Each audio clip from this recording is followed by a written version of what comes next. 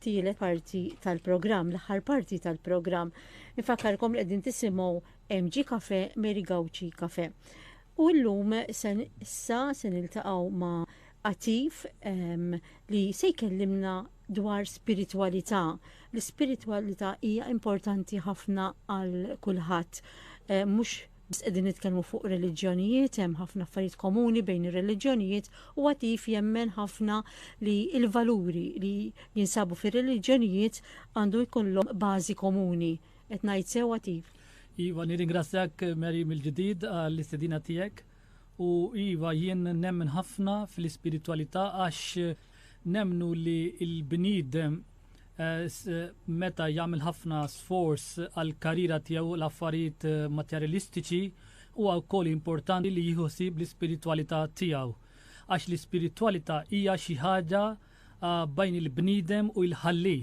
U din hija xi ħaġa naturali il-bniedem għandu bi jippurifika lilu innifsu u l-ispirtu tal-bniedem għandu jkun l-aħjar li jista' jkun.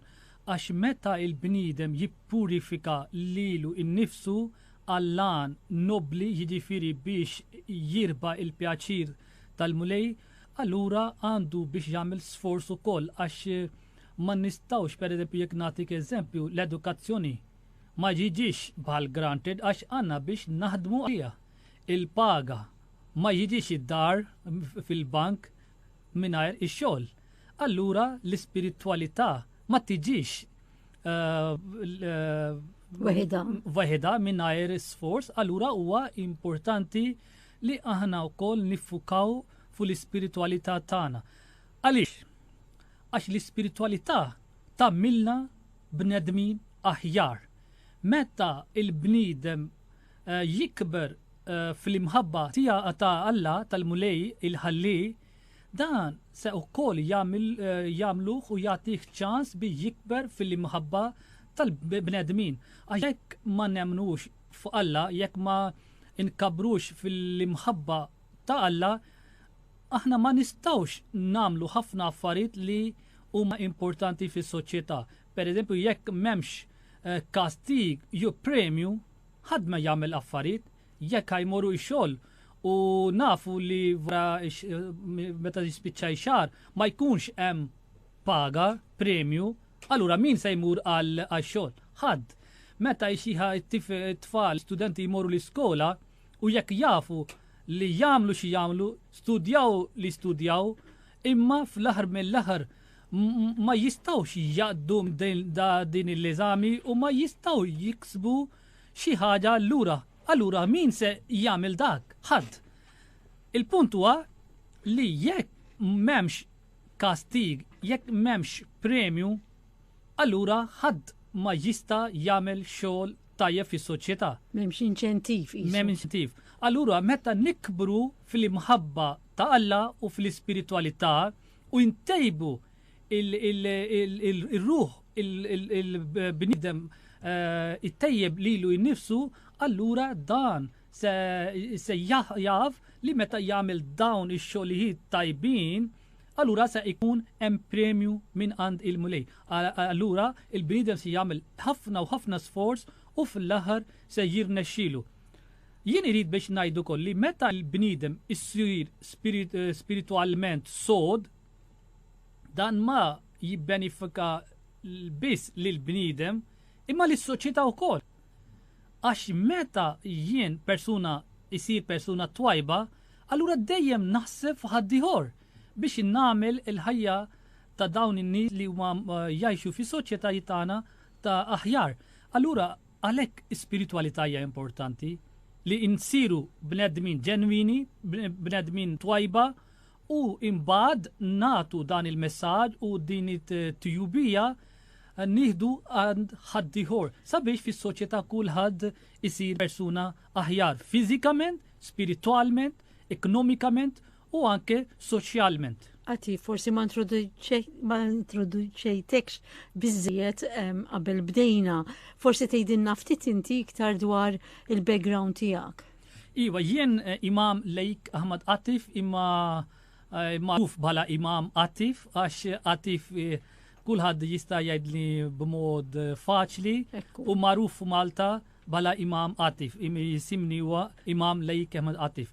Jien President tal-Komunità Ahmadija Musulmana, din hija komunità reliġjuża f'dan l-Iżlam u aħna tielet l-ikbar komunità wara Sunni u Xijat fil-Iżlam, il-Komunità Ahmadija tielet l-akbar komunità fid-dinja Iżlamika. Imma aħna nemnu ħafna fl-imħabba, f'toleranza, fl-armonija, f'paċi u anke biex naħdmu għal ġid tal-umanità biex najnu lil ħaddieħor. Għalhekk il-motto tagħna huwa dejjem li nozzuh u nippratikaw fi ħajja tagħna ta' kuljum li hija imħabba għal kulħadd mibeda għal ħadd. Naħseb dan huwa essenza tat-talim Iżlamiku kollu u anke naħseb il-essence tal-umanità għax jekk m'hemmx l-imħabba u rispett allura m'hemmx l-umanità. Jisu xi ħaġa komuni għal diversi reliġjonijiet ukoll din, imħabba għal kulħadd u mibeda lejn ħadd. Iva, dan huwa jien nemmen li dan huwa l-imħabba u rispett huma affarijiet komuni fuq kull reliġjonijiet għax reliġjonijiet kollha ġew minn l-istess Alla, minn l-istess fountainhead. Jiġifieri it-tlu u l-bidu ta' kull reliġjon hija l-istess. Allura ma jistax ikun li illum Alla jgħid u jagħti messaġġ ta' imħabba u għada tal-mibeda ma jistax ikun. Allura il-messaġġ ta' kull reliġjon mill-level ġurnata sal-lum huwa imħabba u rispett lejn kulħadd, anke dawk li jemnu f'reliġjon jew fuq Alla u anke għal dawk li ma jemnux. Għalhekk jien nemmen li meta il-bniedem jikber fil-ispiritualità li bdejna nitkellmu il-mexxej il-fundatur tal-Komunità Ahmadija Musulmana Ħadrat Mirza Ghulam Ahmad il-Messija u l-Mahdi paċi kun miegħu qal li għandkom tkunu spiritualment daqshekk sodi li tħobbu lil kulħadd u anke li dewwa tagħkom għax l-imħabba tal-bniedem ma għandux ikun għal bnedmin li iħobb imma anke għal dawk in-nies. Mhux faċli mhux faċli għalhekk huwa importanti li l-bniedem jikber fi spiritualità, jekk bniedem ma jikberx fi spiritualità, allura għandna arroganza, aħna insiru ħafna drabi selfish u meta xi ħadd jgħid kelma aħna nroddu b'kelmtejn. Fim? Jekk xi ħadd juża kelma ħażina, il-bniedem irid biex juża kelmtejn u jagħti kelmtejn lura. Ma jfissirx li qisek tħalli kollox jgħaddi ma hemm mod u mod kif tirreaġixxi. Mela. B'mod diċenti jekk xi ħaġa ma mhix qiegħda f'posta inti għandek turi f'ħin tajjeb u b'ton tal-vuċi tajjeb ukoll. Mela għax huwa importanti jekk il-bniedem jien dejjem nagħtik eżempju. Darba kien hemm re li kellu żiemel mill-isba u kien inħobb li żiemel ħafna. Darba din żiemel sar marid u il-re kien jinkweta ħafna u bat fil-pajjiż kollu li jiġu tobba u ġew tobba minn kull naħa tal-pajjiż. Imma meta waslu u raw żiemel għamlu ipprovaw minn kollox imma ma rawx il-sinjal ju sintomi li żiemel se jirrekori. U il-re kien ibat il-nies tiegħu wara kull ħin sabiex jaraw li kif u iż-żiemel issa.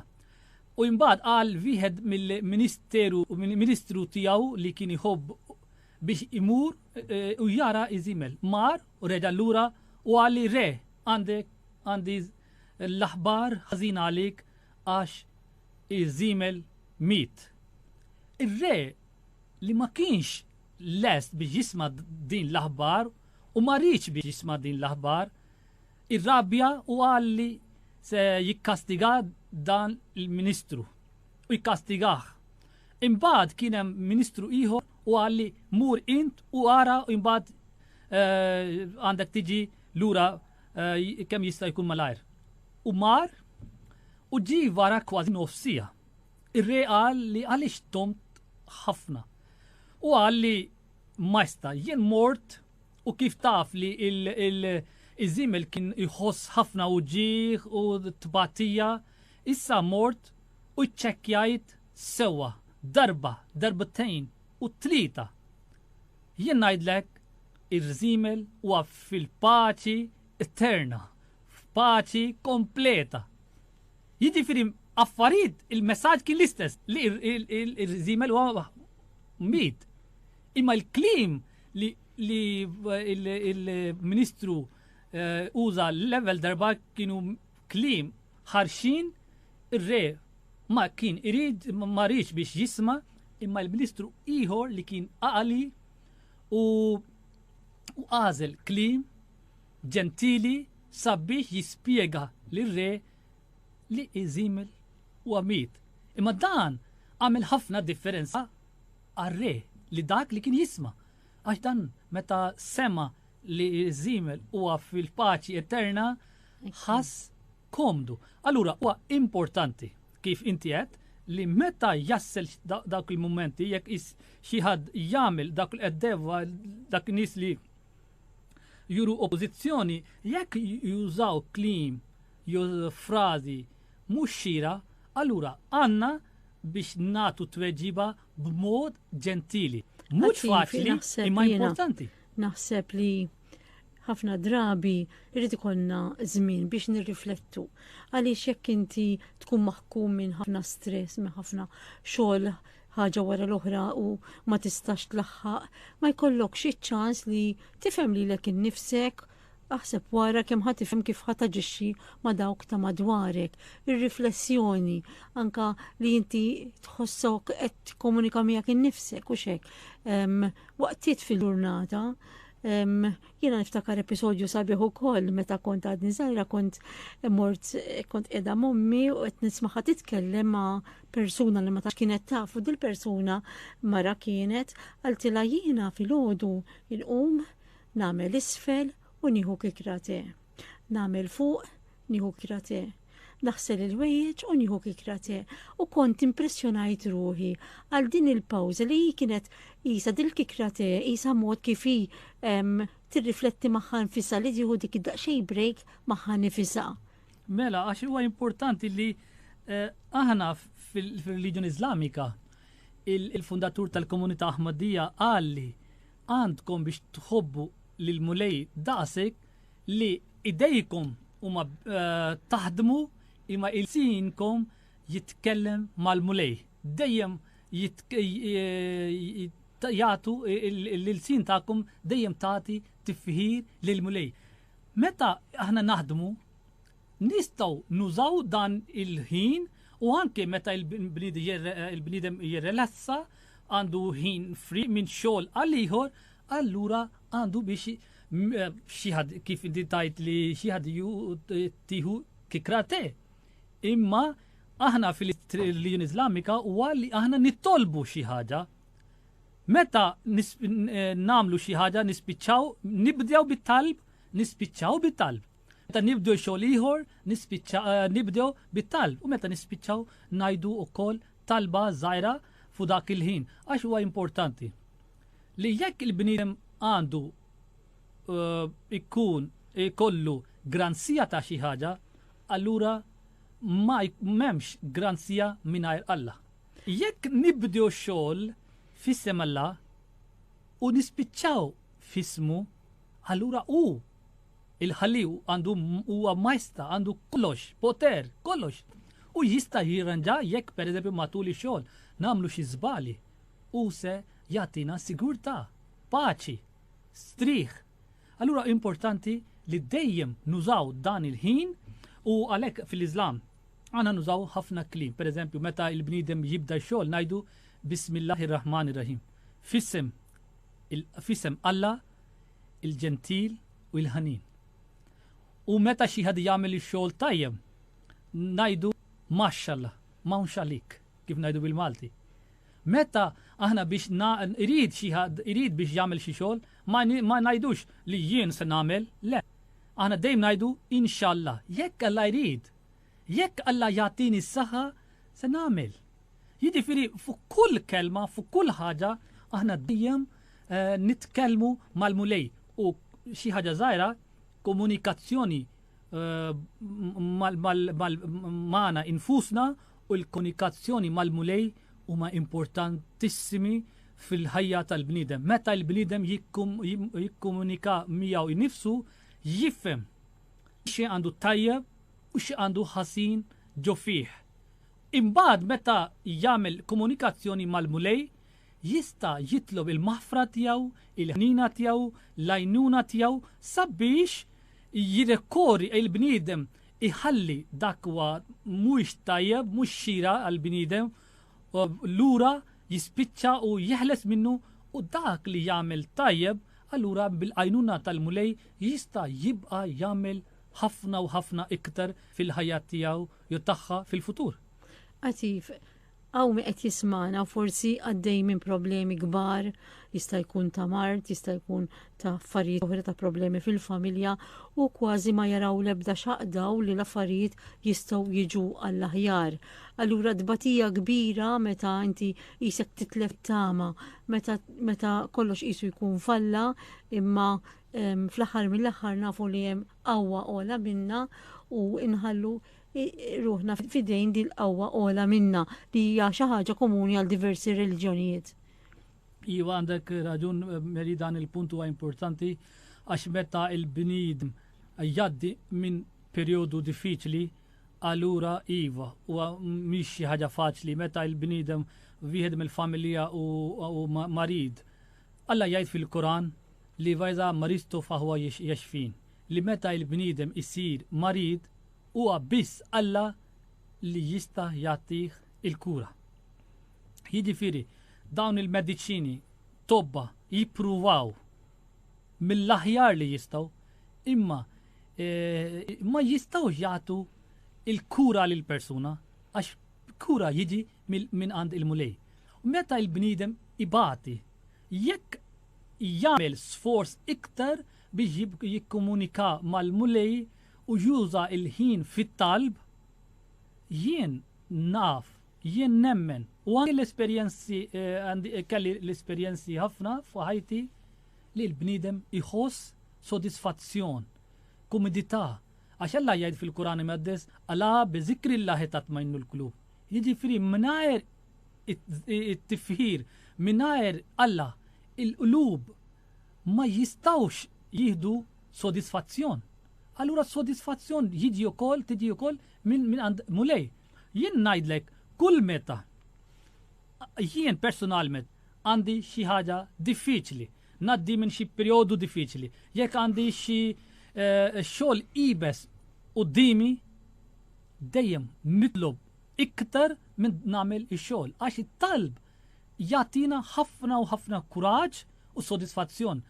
Il-fundatur tal-komunità Ahmadija kien dejjem jgħid li kull meta taraw li użajtu mezzi kollha tad-dinja biex tieħu jitamlu xi ħaġa, meta taraw li kull tija hija maqluwa, ngħidilkom it-tija u l-bib tal-mulej huwa dejjem miftuħ.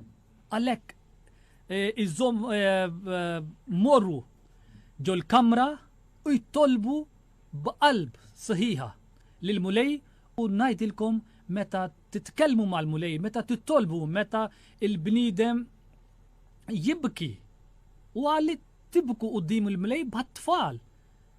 U ma jistax ikun meta it-tifel jibki għal-ħalib u ta' dan eżempju li jekk il-mara m'għandix ħalib ġo sidra, imma meta t-tifel jew tifla u ma jibku minħabba l-ġu, il-ħalib jiġi għax li mħabba tal-om ma jistax jara iktar it-tbatija ta' tfal.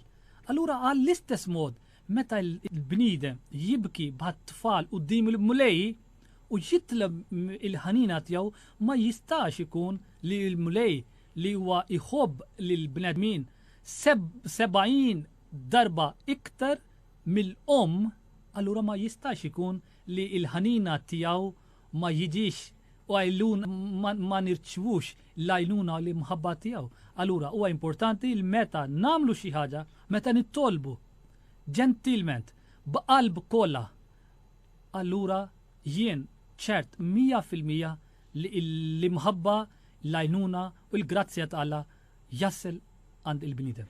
Għati, naf li inti torganizza isom laqat bejn ir-reliġjonijiet, inkom preżenti għal waħda minn dawn u tgħid kemm ħarġu riflessjonijiet sbieħ mid diversi reliġjonijiet.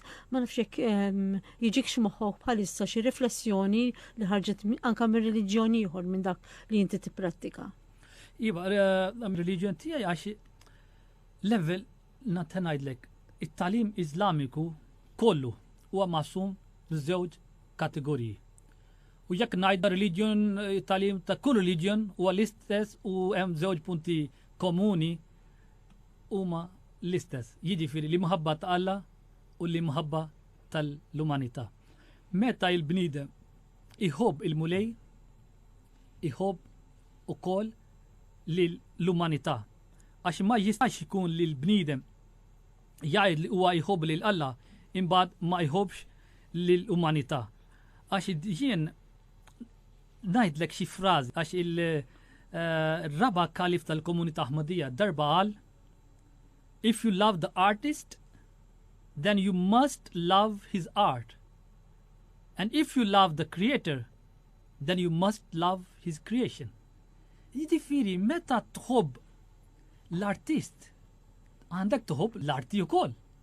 U meta tħobb l-arti għandek tħobb l-artist ukoll. Jiġifieri il-mulej huwa artist u l-bnedmin huma arti tal-mulej. Allura meta inħobbu lil-mulej huwa obbligu biex inħobbu l-umanità. U meta ngħidu li jien inħobb l-umanità ma jistax ikun li ma jinħobbx lil-artist, lil-ħalli, lil-Alla. Allura flimkien naseb reliġjonijiet kollha jekk jingħaqdu flimkien. Naseb flimkien nistgħu nagħmlu ħafna u ħafna ġid fis-soċjetà, fil-umanità. Għalhekk il-komunità Ahmadija dejjem tagħmel dawk il-programmi fejn tistieden l-reliġjonijiet kollha u anke xi politiċi. Għax il-laqal huwa xi ħaġa komuni bejn l-umanità. U ma jistax ikun li l-persuna waħda hija maraviljuża għandu laqal mill-aħjar u l-oħrajn huma kollha m'għandhom xejn. Ma jistax ikun.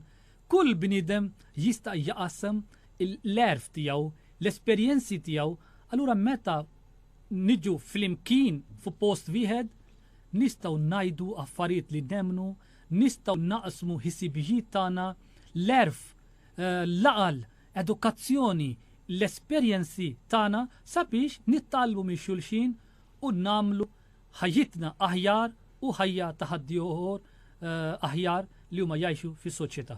Għatif, inti tagħmilha ma' ħafna żgħażagħ, fil-fatt għandkom il-grupp ta' żgħażagħ fih dan il-komunità tagħkom.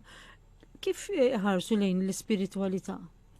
Iż-żgħażagħ. Iż-żgħażagħ. Isibu ħin għal mela huwa importanti għax fl-Iżlam kull meta tifel issir ta' 7 snin, tifel jew tifla, tfal, meta jsiru ta' 7 snin, għandhom il-ġenituri għandhom bi jagħtuhom taħriġ biex jitolbu xi drabi matul il-ġurnata.